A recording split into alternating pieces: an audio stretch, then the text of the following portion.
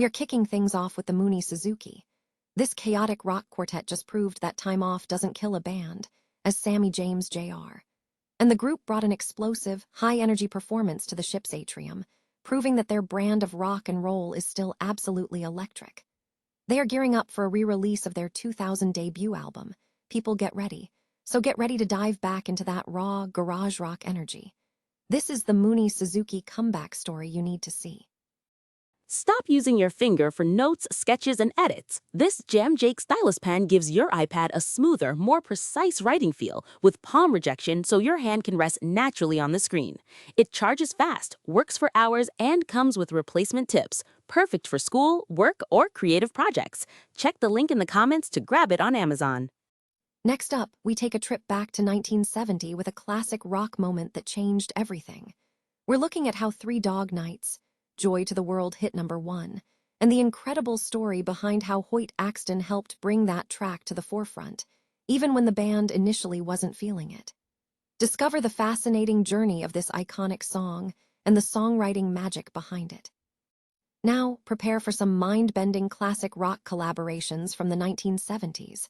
We are diving into 3 incredible tracks where rock icons like Iggy Pop teamed up with David Bowie, and Carly Simon joined forces with the Rolling Stones, creating moments of pure musical genius that still resonate today. Get ready for some seriously unexpected musical pairings. And finally, get ready for some massive excitement because Disney has dropped the details on the brand new Roller Coaster starring the Muppets. We have the full track list, incredible guest artists like Kelly Clarkson and Jennifer Hudson, and even wild celebrity cameos including Neil Patrick Harris and Travis Barker. Don't miss a single detail as we break down everything you need to know about this huge theme park announcement. Stay tuned right here for all the latest. The Mooney Suzuki have reignited excitement within the garage rock scene following a surprise performance on the Little Steven's Underground Garage Cruise. The quartet, which had not played a live show in 2 years, proved that their chaotic energy remains potent after a hiatus. During a set on the cruise ship in Cozumel, singer-guitarist Sammy James Jr. emphasized their commitment to delivering an intense show, stating, "We always try to put on the show that we want to see," aiming for maximum audience ecstasy. The band's legacy dates back to the turn of the century, when their explosive live shows captivated audiences, characterized by an electric push and pull between the band and the crowd. Despite their early acclaim, the Mooney Suzuki missed out on the broader commercial boom experienced by contemporaries like the Strokes and Interpol. Following their cruise performance, James and drummer Will Rockwell Scott conducted a post-mortem, highlighting the raw energy of their set, which featured high-energy interactions and a closing line that cautioned the audience against disaster. James expressed optimism about the future, noting that the positive reception to their recent activity, including a reunion gig celebrating the Mercury Lounge's 25th anniversary, fuels their next moves. In addition to their live resurgence, the Mooney Suzuki are promoting a reissue of their 2000 debut album, People Get Ready, by Yep Rock for Record Store Day. This collection includes a live set from 1999, capturing the band's on-stage prowess. James hopes the reissue will secure a lasting legacy for the group. The group's previous hiatus followed a 2007 European tour and an ill-fated major label deal, with members pursuing separate paths. However, the band's spirit has proven resilient, leading to recent invitations and a renewed focus on their music. With the recent cruise performance sparking attention from peers like the Buzzcocks and Social Distortion, the future trajectory of the Mooney Suzuki remains an open question, with James concluding that their next steps are currently undetermined. On this day in 1970, Three Dog Night achieved a monumental success when their track, Joy to the World, reached #1 on the charts, solidifying their status as an ultimate classic rock act. Formed in Los Angeles in 1967, the band quickly established themselves with their debut album, which relied entirely on covers and achieved a #11 placement on the Billboard 200.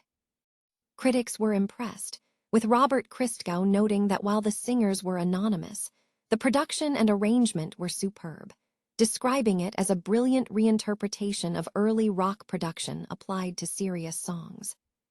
The band's career was built on covering existing songwriters, a process facilitated by figures like singer-songwriter Hoyt Axton. Axton had a substantial discography, including hits like The Pusher and No No Song. He utilized a system in the late 1960s where the band would review thousands of songs annually, selecting those that resonated for potential covers. Joy to the World was initially considered a non-starter, despite Axton's pitching. Founding singer Chuck Negron recalled a pivotal moment when Axton revisited the track, and after some initial friction, the band embraced it, leading to a spontaneous jam session that resulted in the vocalists joining in. This newfound enthusiasm led to the song being recorded and released as a single in February 1971. Joy to the World quickly ascended the charts, culminating in its peak at #1 on April 17th. The success had a unique ripple effect. Hoyt Axton and his mother, Mee Axton, became the first, and to date, only parent duo to achieve a #1 hit independently on the singles chart. Mee Axton was also a co-writer on Elvis Presley's #1 hit, Heartbreak Hotel. While Chuck Negron later admitted the track was not one of his personal favorites, he emphasized its broad appeal, stating, "It was a carefree, fun song, and those lines, joy to the world, all the boys and girls. I mean, joy to everybody, even the fishes," that sentiment hit all the demographics, the core of America. Axton expressed profound satisfaction, viewing the success as validation for his career as a songwriter. He stated that when someone embraces your music enough to record it, it represents the ultimate reward for a songwriter. A retrospective on electrifying musical partnerships, this report highlights 3 mind-bending classic rock collaborations from the 1970s that define the era's energy and guest features. The piece delves into the excitement of seeing favorite artists collaborate on new material. One standout example is Iggy Pop's track, The Passenger, which showcases his late 1970s punk energy. Pop explores themes of life's strangeness, featuring David Bowie on piano and backup vocals. The collaboration dynamic shifted for Bowie's 1975 song, Fame, where John Lennon contributed by singing backup and playing acoustic guitar, illustrating the fluid nature of studio creation. Another notable pairing involves Carly Simon in 1972. On the track from her albums Anticipation and No Secrets, Simon teamed up with the Rolling Stones' Mick Jagger for backup vocals. This folk rock track, noted for its connection to actor Warren Beatty, remains a significant piece of contemporary cultural history. Disney has officially confirmed the details for the highly anticipated Roller Coaster starring the Muppets, announcing its opening at Disney's Hollywood Studios on May 26th. The announcement also included the full track list for the ride, sparking significant discussion across the internet regarding the changes to the attraction. A theme park expert and certified Muppet enthusiast, Emma, shared her detailed perspective on the transition from the original Aerosmith theme to the Muppets lineup. The shift signals a major change, replacing Aerosmith with Kermit and the Gang, with the Muppets taking the lead on the high-speed adventure. While Muppet fans expressed excitement over the return of these characters following the closure of the Muppet Courtyard, non-Muppet fans voiced confusion over the change, citing the popularity of the original band. Emma's initial apprehension regarding the retheme has significantly shifted following the release of the new setlist. She expressed excitement over the inclusion of fast-paced, high-energy tracks to enhance the ride experience, noting the addition of guest artists like Kelly Clarkson and Jennifer Hudson alongside Dr. Teeth and the Electric Mayhem. She also praised the detailed design of the Muppet Band animatronics, suggesting they could be a key feature. Further boosting excitement are confirmed celebrity cameos slated for the ride, including Awkwafina, Darren Criss, John Stamos, Neil Patrick Harris, Travis Barker, Yvette Nicole Brown, and Wayne Brady.